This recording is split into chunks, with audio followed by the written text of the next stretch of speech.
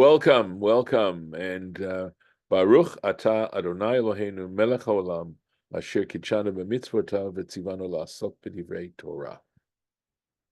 And we are working on Torah Temimah. We're working consecutively through the book of Genesis, and we're on chapter 2. And we've covered a lot of territory, actually, in that brief amount. So we're going more in depth here into the Torah Temimah's commentary on the Torah. So we were just talking last time about the 4 rivers, and we mentioned the Hebrew, the Hanar Harevi'i, and the 4th river, Prat. That is the Euphrates. And Torah Temimah explained last time we discussed it, that refers to the river that's mentioned at the very beginning of the subject about the rivers, and that what it's meaning here is that river, that original river that feeds Eden, is Prat, is the Euphrates. And we discussed that this is more a literary issue than a geographic issue, and I think we tried to see what we could do to understand these things. In other words, from a metaphoric point of view, what does a river represent? Because it represents water coming, which is life-giving, and of course, we could also talk about feeding the spirit as well. That's what it's talking about. We'll have to see. So, anyway. And this is the next, we didn't discuss this, Prat, that is Prat. So Tanya, it's taught in an early source, Rabbi Meir Omer. Rabbi Meir is actually a famous rabbi, Yuval Shmo. The actual name of this river isn't Prat, it's actually Yuval. That's its real name. And Torah Temimah is going to help us understand the point that's being made here. How do we know this? Shene'emar, because it states in Jeremiah 17:8, V'haya ka'etz shatul al mayim, because this is talking about a righteous person who's able to survive in hostile surroundings.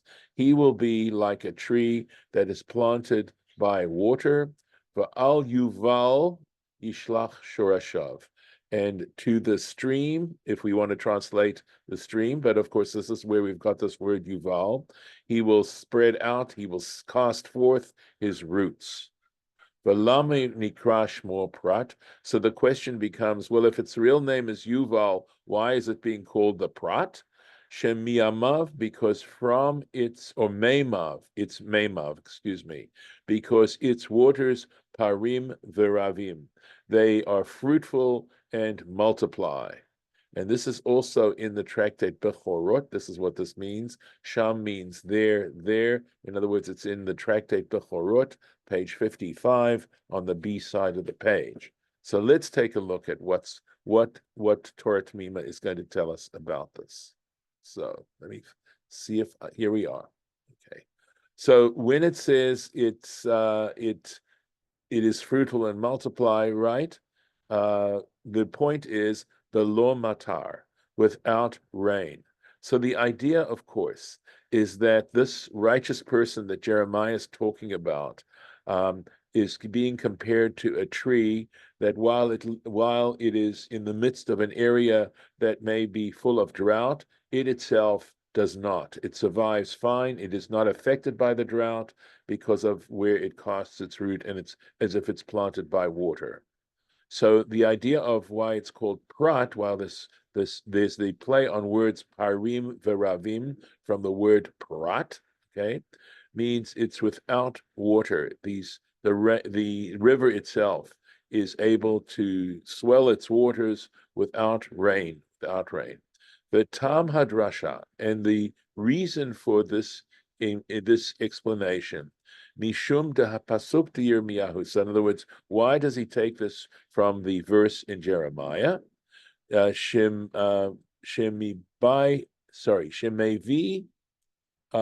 Sorry. Give me a moment here. Okay. Shemevi. Sorry, just a matter of putting commas in the right place. Why? And the reason for the verse that he brought from Jeremiah, Ire, it deals with Be'etz HaChaim. It's talking actually about the tree of life. That's this tree that this person is compared to.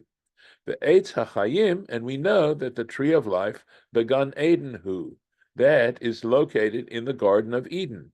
Ufrat, and the river Prat, let me find it. Hum Hamashke et Gan Ha'eden. And we know that the Prat is what waters the Garden of Eden.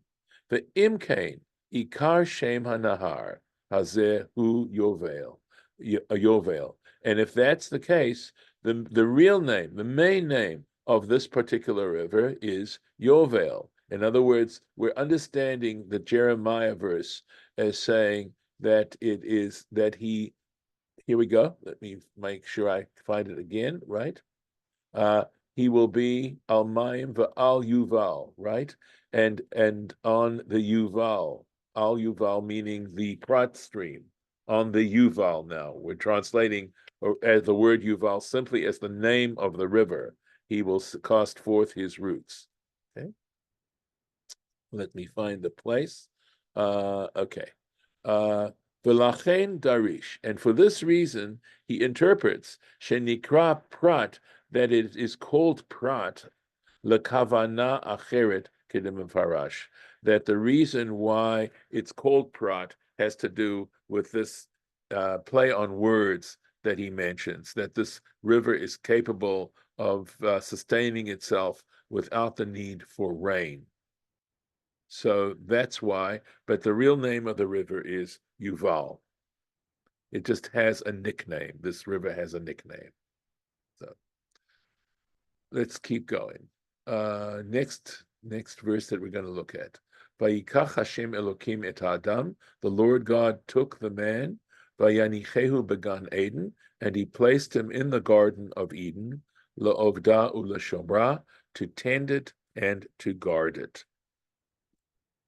Really lovely Labor Day drush here, as you will see. Lo'ovda u'lashamra, to labor in it, right, to tend it and to guard it, take care of it. Tanya, again, an early source. Rabbi Shimon ben Elazar Omer, Rabbi Shimon, son of Elazar, says, Gdola melacha, work, labor, is a great thing.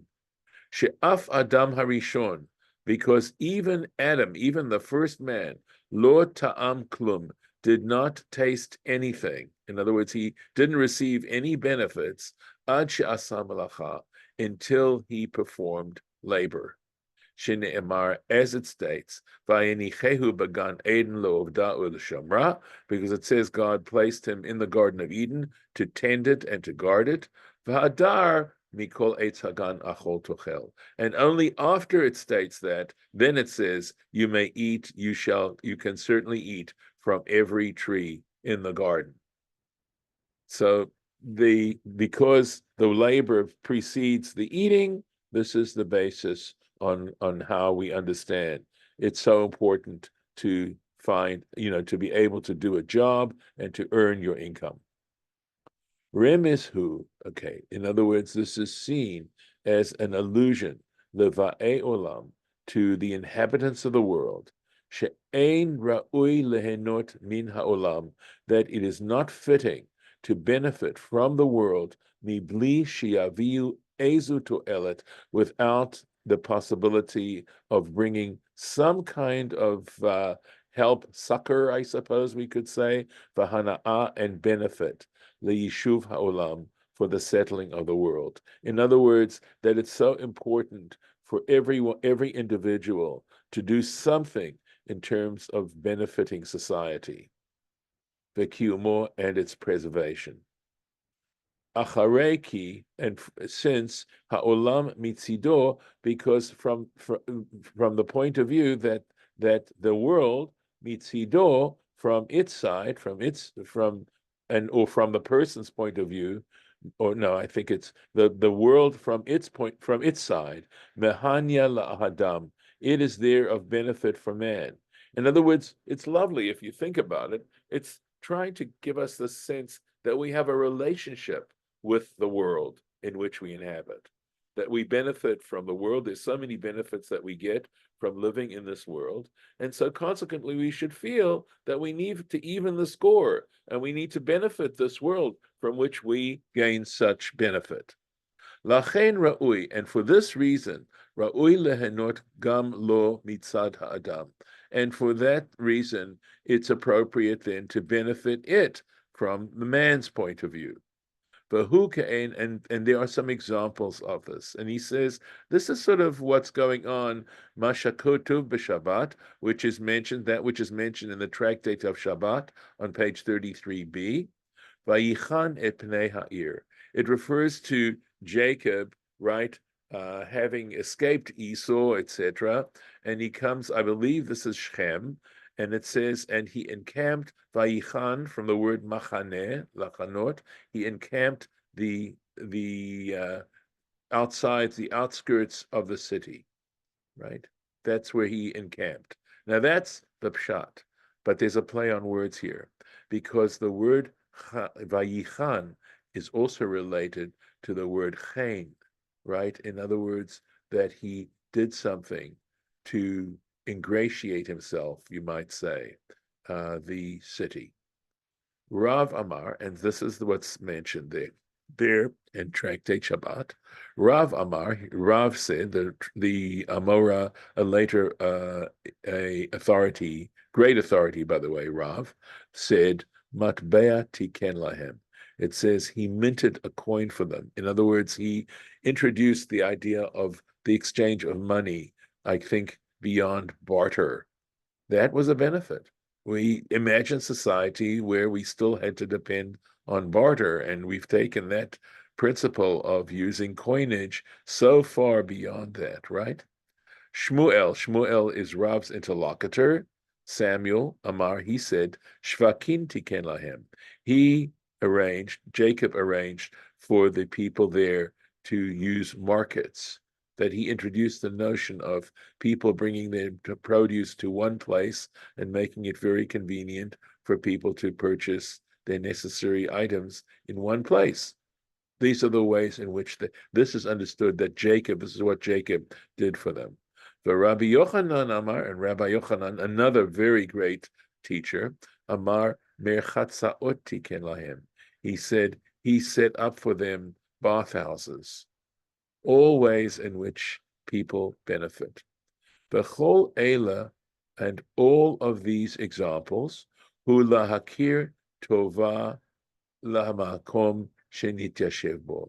And that is, all these examples are a way of recognizing the benefit of the place where he was settling.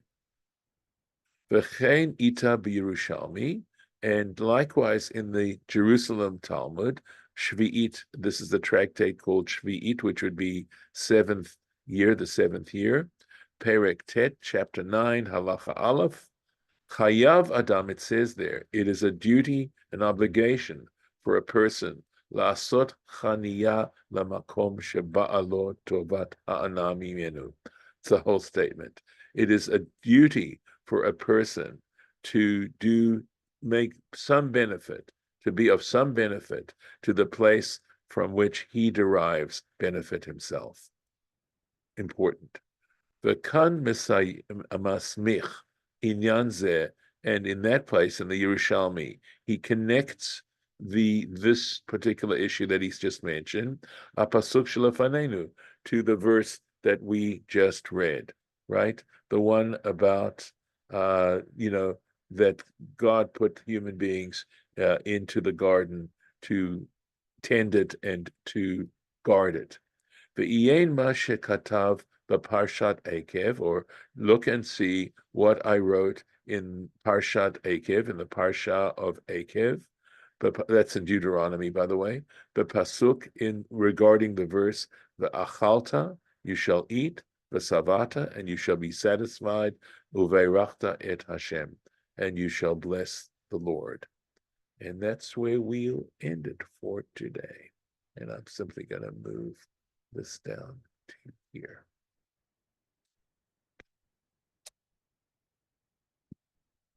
And I'm going to stop the share. Okay. What's your impressions, Alex? Do you sort of have reactions to this when we do it? Yes, I do very much. Seems to be an exchange. I guess I do put it in a physical sense.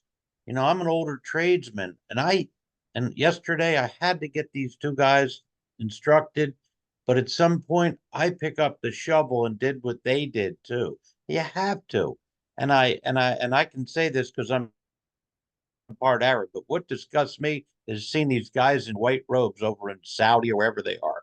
I Yeah. just look at them and think that they don't do anything other than it's um somehow okay for them just to hire a Pakistani to do everything, or a Philippine, of course. So I think what we just read says don't do that. Don't live that way. I, you know, Exchange. yeah, I would give a broader understanding. I mean, the truth is, look, there's nothing wrong with hiring. First of all, there's so many things I'm incapable of doing myself. But if I ask someone else, and hire them, the issue is, am I giving them a living wage? Am I rewarding them in a sufficient way or compensating them for what they're doing? And remember, one of the guys said that Jacob issued coinage, right? He minted coins for them. So I don't have a problem. To me, because I can employ people doesn't necessarily make me better than the people that I'm employing. I want to see it, and I hope I see it this way, as a partnership. I'm not going to be able to put a HVAC into my house, okay? But if I compensate you for your materials and your time and your expertise to do this, and you charge me a fair price, this is a good thing. This It's an is the way the exchange. world, this is the way the world operates. The part that I don't like, okay, is where people take advantage, okay? Either way is not nice.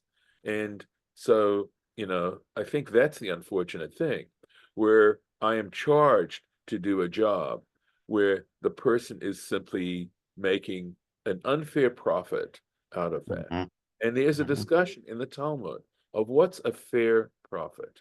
And essentially, it's about 15%. And Interesting.